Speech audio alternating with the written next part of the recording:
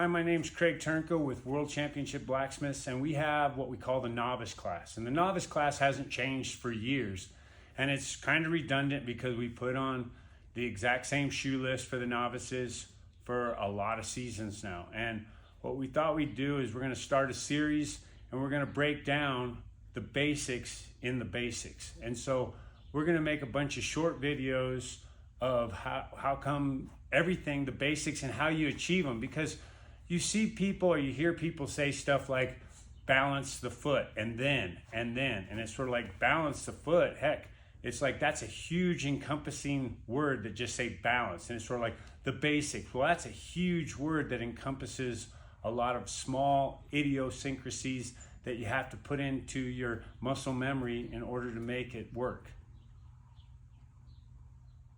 All right. First thing we're going to do is work on the toe bend. The toe bend is probably the single most hardest thing to do, and it's the thing you have to do first. So what I'm going to try and do is alleviate some of the problems. And this is just a whimsical little illustration, but it's a coat hanger. The red dots illustrate where the toenails, where you would mark your toenails, and the toenails usually traditionally start the beginning of the toe bend. And one thing that always happens in a toe bend is it gets racked. And when you forge the toe holds its shape. So then when we just simply do this is what happens to your branches, and your toe bend automatically shifts to the inside. One branch looks longer than the other. And now what you've got is, even though the branches, you can see I just simply pull down a little bit and we can be as far as inches off. In a big illustration like this, you are just, it's almost impossible to make a toe bend that's perfect. So what we're trying to do is, in these short videos, is we're going to show how we fix a toe bend when it does become racked. But it being racked is just as simple as is the center of the toe shifts to one side and one branch gets longer and you have a kink. And this is as simple as it gets, but this is your racked toe bend. And this is what we're going to try and show on this video in forging, how to unrack and how to rack it. Not really how to rack it, but just how to unrack it. Although the novice has fronts and hinds toe bend, we're going to start with the hind toe bend first because it's a little bit easier, a little bit more forgiving, and we can get it done.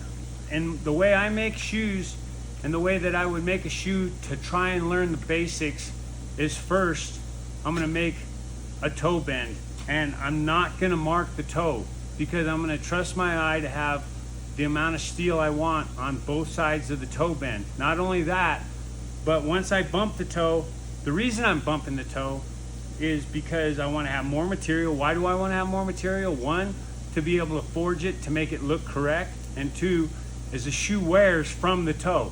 So if you have a bumped toe, you're obviously going to give more life to the shoe itself. And it all depends on if you're shoeing old horses or young horses. But young horses like purchase and they like to get their toe in the ground. Old horses maybe not.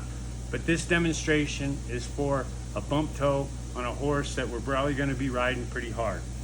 So I'm going to bump more outward than just where my toe bend's going to be at, because I want to be able to blend the thickness of my toe to the branch. If I just bumped a little consolidated little piece in the center and make it look like a rat that got eaten by a snake, then what happens is then I can't transition it. So I want to have probably close to a third, and that's how much I want to make it to where I can start transitioning in these important spots where my toe goes into my branch. All right, we have the heat. What I'm gonna do is this side here has got more heat in it, so I'm gonna stick it in there. I'm quenching it down. Now come back out. Now I know how much I have to stick in there because I'm looking at the top piece. Go in there, a little bit more. And now I have a pretty consistent, even bump, that heat.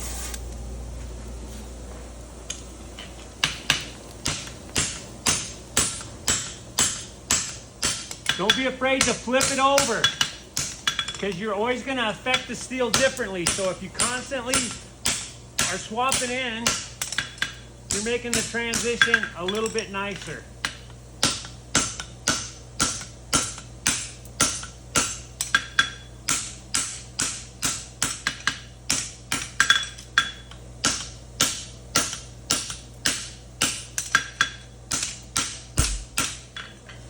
You can see I've added material.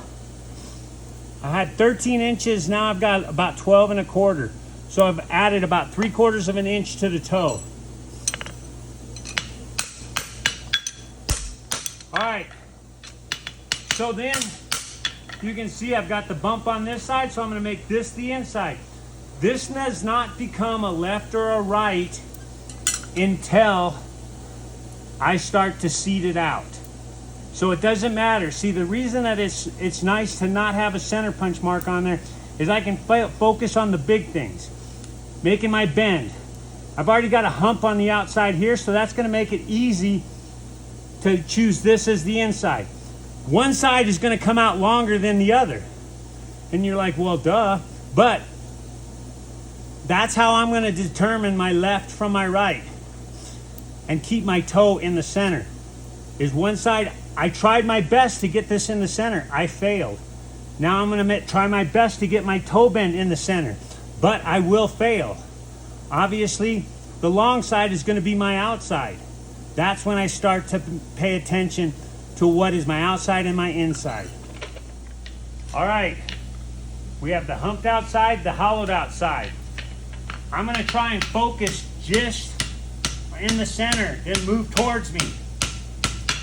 Take a re-grip with the tongs.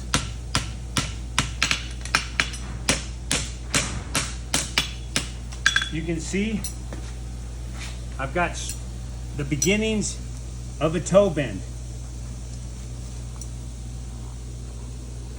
So now what I'm gonna do is I'm gonna bring my hammer to me and tighten up both of these slowly to get my toe bend in the center.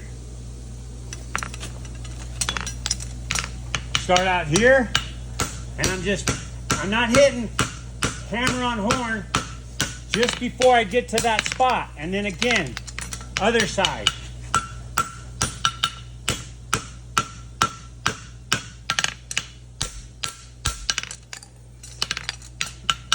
You can see this part right here.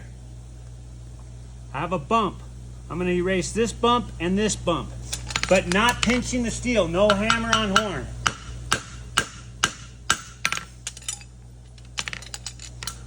Right here, erasing this hump without going hammer, and I'm bracing hard with my tongs.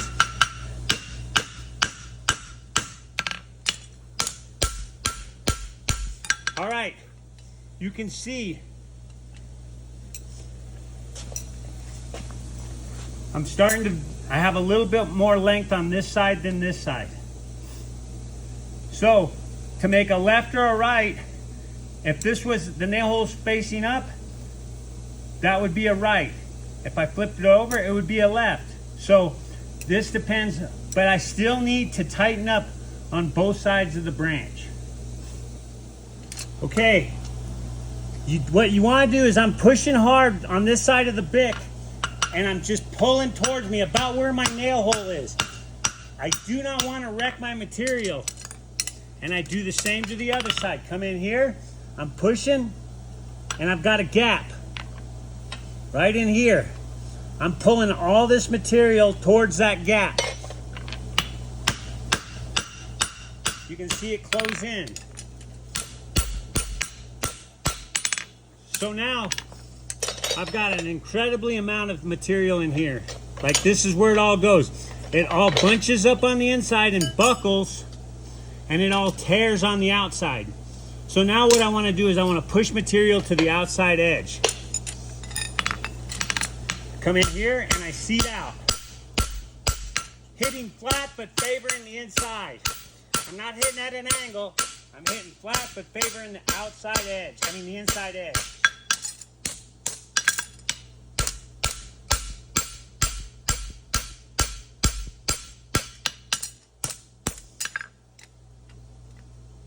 So I got it. My toe is tight. Obviously I have more of an acute angle going on the medial, and I have more going outwards and more of a slope to my outside, because that's the way a hind coffin bone looks. What we're gonna do is we wanna be fairly close to our target, which is go down to where you think your heel nails are. I've got 6 inches. I think my foot, before I get done making it, will be about 5.5. You need to be within a 1/2 inch or right on your target. So don't be making a big old broad toe that you have to fix. Get fairly close to your target's width. All right, now all I'm gonna do is I'm gonna pinch me a little bit of material where I think that my toenail is. I'm gonna just come here and I'm just gonna overlapping blows and get that nice and clean. This starts with a nice, good line. Now I do the lateral branch.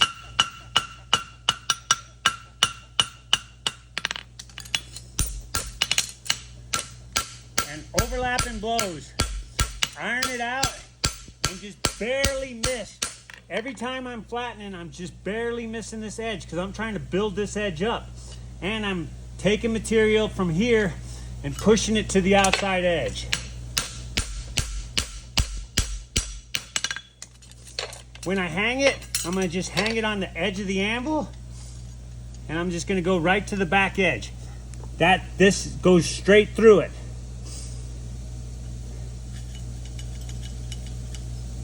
All right, we got a fairly tight toe. We don't have any real sharp corners, and you can see how we just fit the shape of the coffin bone. And now what we'll do is we'll create the quarter, but now we have the outsides a little bit longer because you can see the lateral wing of the coffin bone is a little bit longer, so you need a little bit more material to facilitate that.